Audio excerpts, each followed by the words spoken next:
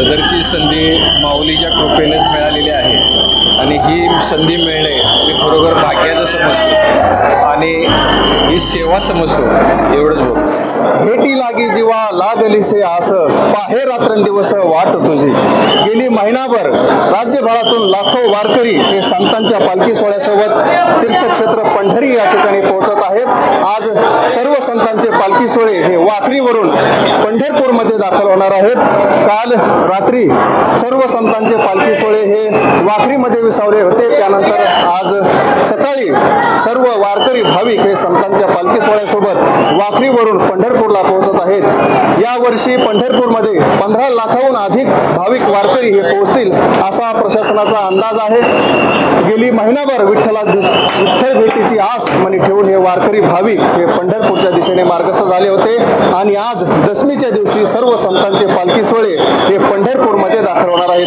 पंढरपूरमधील सर्वच जे प्रदक्षिणा मार्ग आहे तसेच चंद्रभागेचा वाळवंट आहे, या ठिकाणी भाविक वारकऱ्यांची ही मोठ्या प्रमाणावरती वारकऱ्यांची मांदियाळी आहे। आपल्यासोबत पांडुरंगाच्या मंदिरामध्ये बंदोबस्तावर असलेले विठ्ठल मंदिराच्या या सोळखांबी मंडपामध्ये विठ्ठल मंदिराच्या गाभाऱ्यामध्ये आपल्यासोबत एक पोलीस अधिकारी आहेत की त्यांना या विठ्ठल मंदिरामध्ये बंदोबस्तासाठी संधी मिळालेली आहे।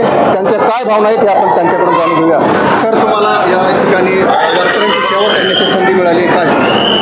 सदरची संधी माऊलीच्या कृपेनेच मिळालेली आहे आणि ही संधी मिळणे मी खरोखर भाग्याचं समजतो आणि ही सेवा समजतो, एवढंच बोलतो। मित्रो, कधी कुणाला कशासाठी आर्थिक गरज लागेल याचा काहीच अंदाज येत नाही, पण आलेल्या परिस्थितीला आणि अडचणीला सामोरं तर जावंच लागतं। अशा वेळी कामी येतं आपल्या घरातलं सोनं। Bank of Maharashtra gold loan अगदी कमी आणि परवडणाऱ्या व्याजदरात, शिवाय 0 प्रोसेसिंग फी।